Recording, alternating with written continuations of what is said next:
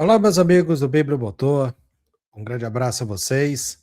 Sejam bem-vindos aqui a mais uma edição do nosso Bíblia Retrô, agora nessa nova fase. E o Bíblia Retrô desta edição é uma edição histórica. Por quê? Nós vamos contar a história de um grande prêmio festivo, uma disputa intensa pelo título mundial e que o treino classificatório também teve seu protagonismo. Foi um final de semana muito especial na Fórmula 1. A corrida não teve tanta emoção assim, mas a história é muito interessante. O Bíblio Retrô dessa edição vai contar a história do Grande Prêmio da Europa de 1997.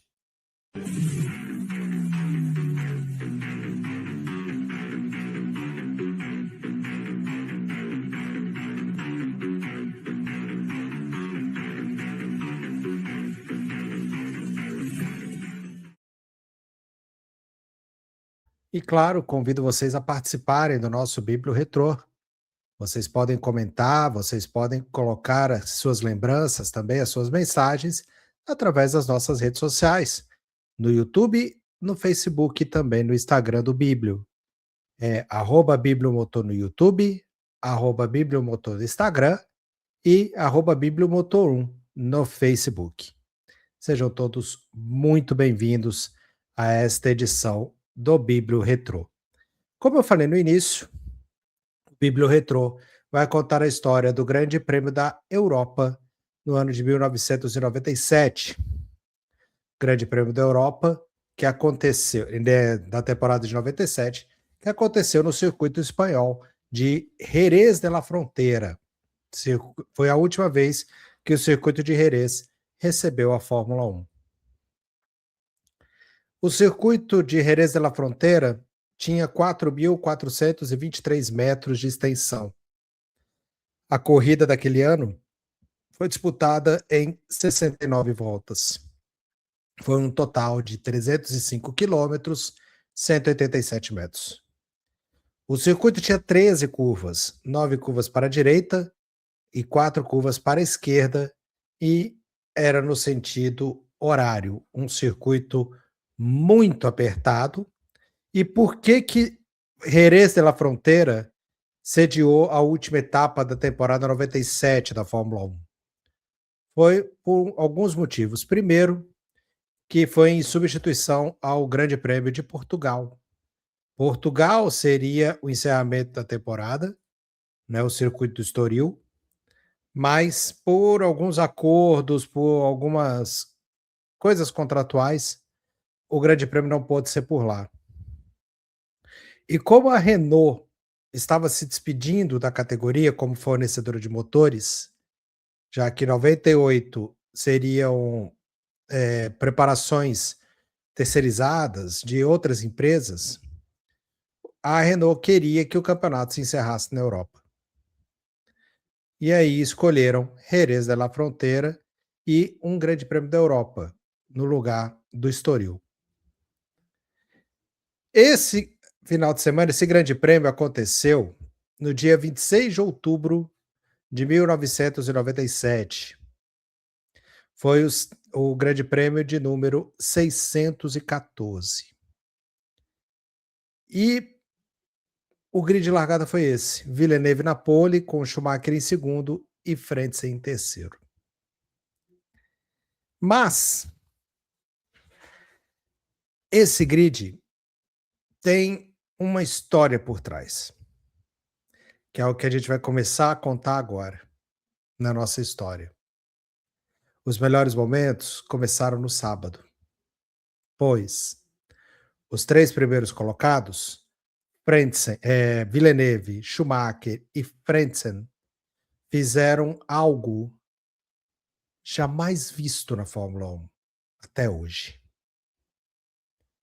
Villeneuve conseguiu, com um pouco mais na primeira parte do treino, nos primeiros 20 minutos, ele marcou um tempo de 1:21.072, superando em quase 1 segundo o tempo do seu companheiro de equipe Hans-Harald Frentzen. Mais para metade do treino, perto da segunda parte, Schumacher tentava conquistar a pole, que para ele seria muito importante, já que está brigando pelo título com o Villeneuve. Mas ele fez exatamente o mesmo tempo, 1:21,072. Menos de 10 minutos para o final, a esperança da Williams estava em Hans-Harald Frentzen, que poderia assumir a pole e fazer com que a Williams fizesse a primeira fila. Mas Frentzen também empatou em 1:21,072. Não houve diferença entre os três primeiros, mas no regulamento da época, quem fizesse o tempo primeiro ficava com a posição da frente. Por isso, Villeneuve foi o pole. No dia da corrida, muitas surpresas, muitas despedidas, porque Berger estava se aposentando da Fórmula 1, Katayama também. Tinham pilotos que estavam ficando desempregados. Tinha pilotos que estavam sem vaga, igual, por exemplo, o Jos Verstappen. Gerhard Berger também fazia sua última corrida na Fórmula 1. Alesi trocava a Benetton pela Sauber para a temporada de 98. Fisichella trocava Jordan pela Benetton. Teria uma grande mudança nas cadeiras. E aí essa prova de Jerez foi mais uma nostalgia. Damon Hill era outro piloto também com destaque, por colocar uma Erros de motor Yamaha na quarta posição, a apenas 1/10 atrás de Ferrari e das Williams. As McLarens também vinham com pintas de favoritas, enquanto que a Benetton Gerhard Berger poderia ter uma chance maior de conquistar um ótimo resultado. Na largada da corrida, Schumacher se deu melhor, superou Villeneuve, assumiu a liderança. Villeneuve, que estava competindo doente nessa etapa em Jerez. Schumacher assumiu a liderança e o Villeneuve rapidamente abriu para que o Frentzen passasse e fosse para cima do alemão. Só que o Frentzen demorou muito para perceber a manobra do time. Demorou muito. E com isso, o Schumacher agradeceu muito, conseguindo abrir uma boa vantagem com relação aos seus adversários. Um pouco mais à frente, Dave Coulthard, com a McLaren, já vinha na quarta posição e Hakkinen também já tentava escalar o pelotão. A briga estava armada. A briga já estava entre Ferrari, Williams, com a McLaren como coadjuvante. Ed Irvine nunca teve a possibilidade de tentar fazer alguma coisa para ajudar nesse grande prêmio. Não teve nada.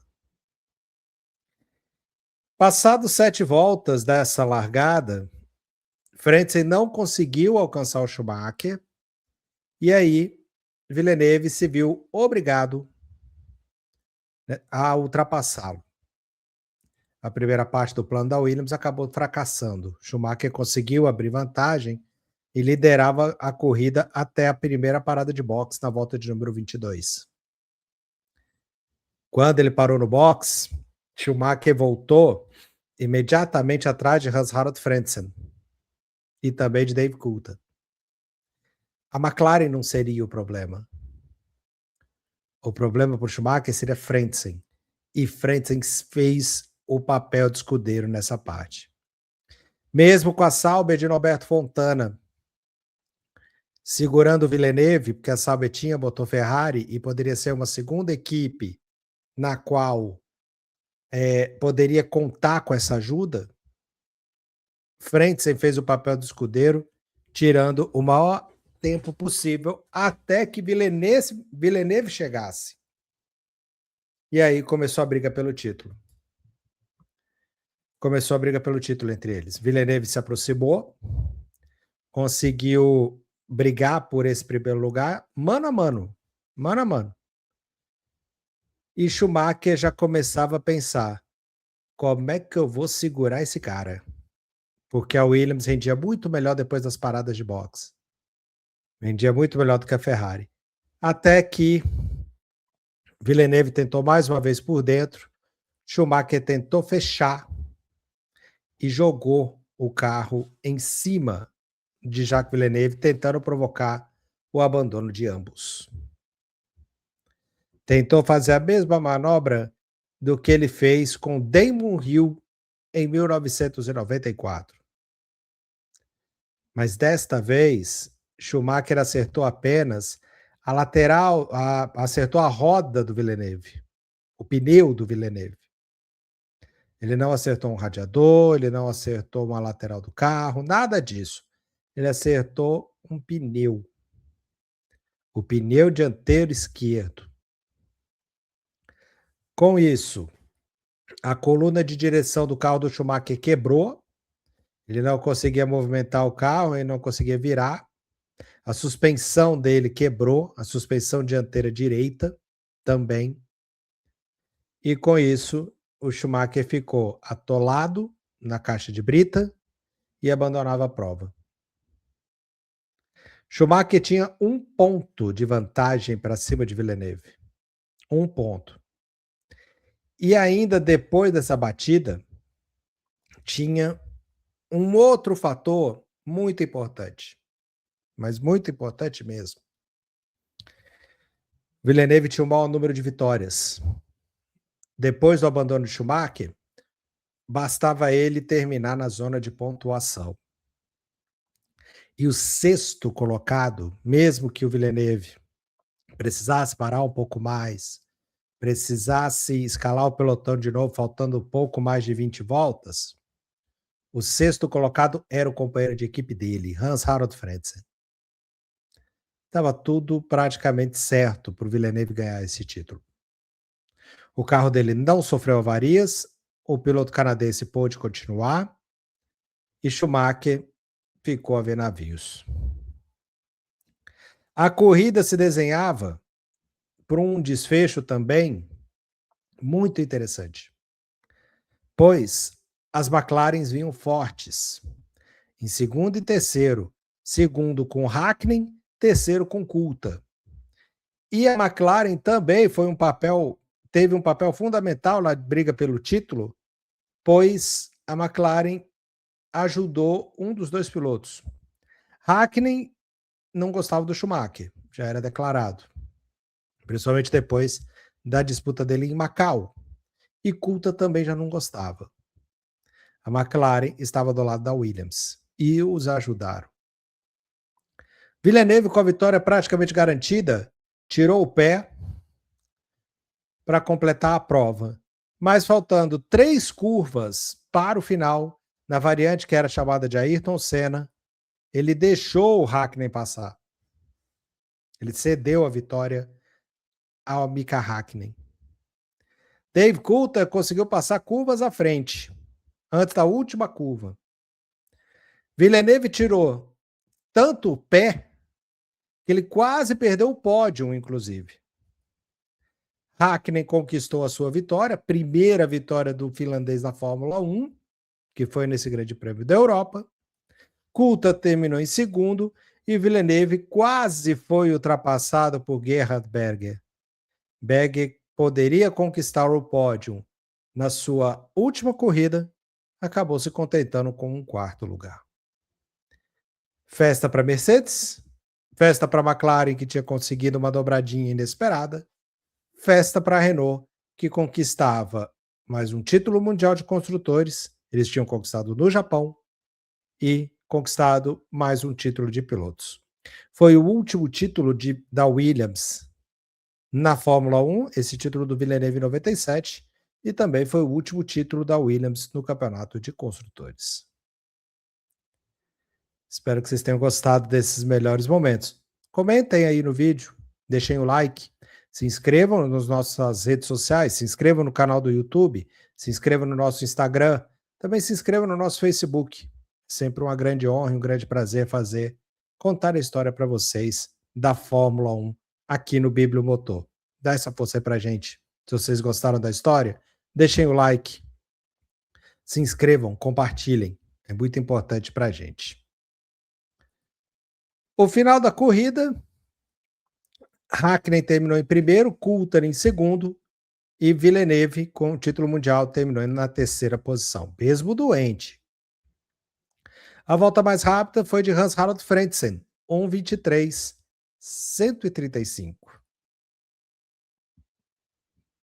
Schumacher liderou a maior número de voltas, liderou 39.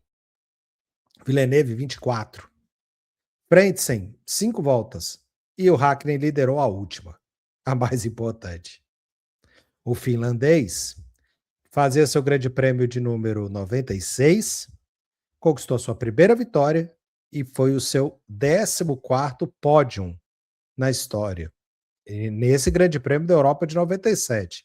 Todo mundo se lembra que o Hakkinen conquistou o título mundial no ano seguinte. Já Villeneuve fazia seu grande prêmio de número 33, conquistava o seu 19º pódio e havia conquistado a 13ª e a última pole da sua carreira, além, é claro, do título mundial. Dave Coulthard fazia seu grande prêmio de número 58 e havia conquistado seu 15º pódio nesse grande prêmio da Europa. Outras curiosidades?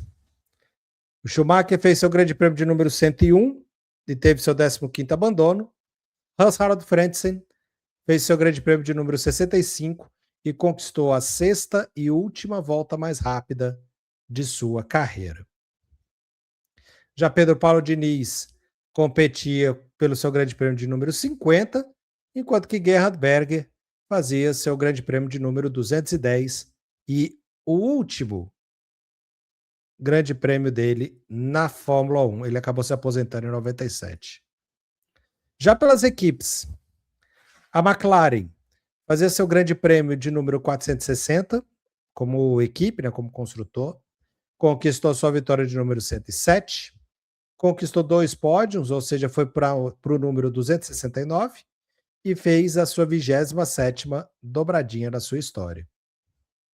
Já Williams fazia seu grande prêmio de número 341, também conquistava o seu pódio de número 242, conquistava a pole de número 108 e conquistou a sua volta mais rápida de número 110.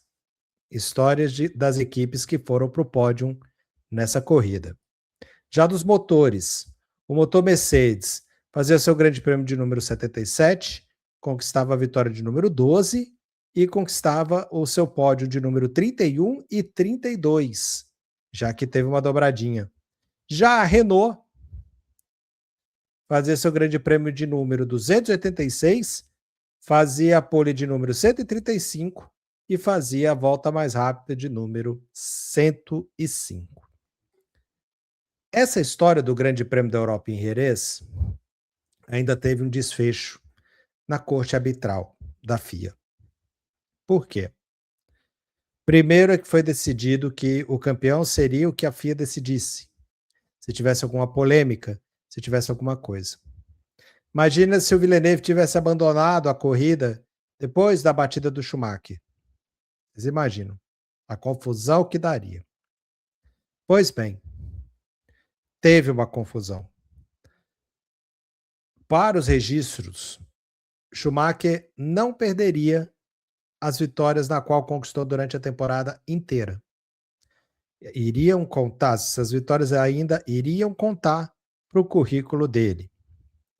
Mas ele não é considerado vice-campeão mundial de Fórmula 1 de 1997. A FIA, depois desta corrida, acabou desclassificando Schumacher do campeonato. E aí, com isso, a Williams fez uma dobradinha no campeonato, a última, com Villeneuve sendo campeão e Hans-Harald Frentzen sendo vice. Schumacher perdeu todos os pontos e foi desclassificado após essa manobra em Jerez de la Frontera. Esse Grande Prêmio da Europa marcou também uma mudança, seria o último Grande Prêmio antes do regulamento de 98, que teria várias mudanças. Tiveram muitas saídas, conforme a gente falou no início. mas também foi o último grande prêmio no circuito espanhol.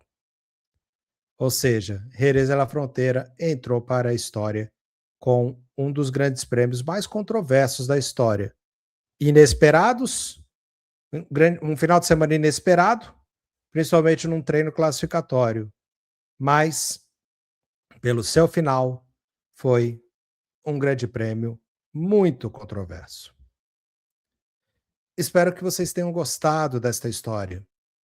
Se vocês gostaram, deixem seu like, se inscrevam nas nossas redes sociais, sigam a gente no Instagram, siga a gente no Facebook, siga a gente também no YouTube. A todos vocês, meu muito obrigado pelo carinho, obrigado por ter ficado até aqui. O Biblio Retrô volta em breve para relembrarmos mais grandes prêmios marcantes da história da Fórmula 1. A todos vocês, um grande abraço, fiquem com Deus e até a próxima. Valeu, gente. Muito obrigado.